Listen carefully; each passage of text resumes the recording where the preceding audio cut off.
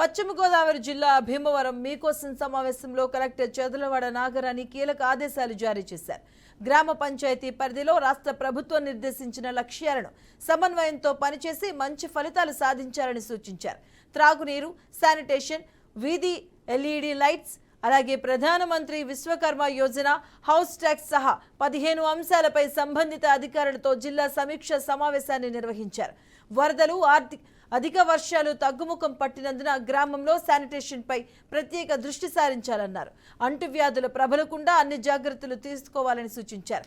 త్రాగునీటిని పూర్తి స్థాయిలో క్లోరినేషన్తో శుద్ధి చేసి ల్యాబ్లో నీటి పరీక్షలు చేసి అనంతరం సురక్షితమైనటువంటి త్రాగునీరు 2 పూటలు పుష్కలంగా ప్రజలకు అందించాలన్నారు. మీరందరూ చాలా శ్రద్ధ పెట్టాలి.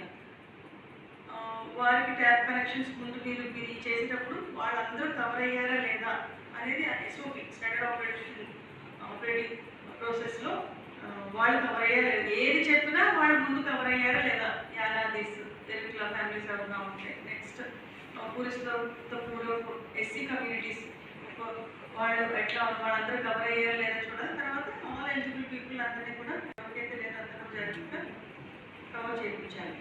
All Gram Panchayats, this is very important task. Please note.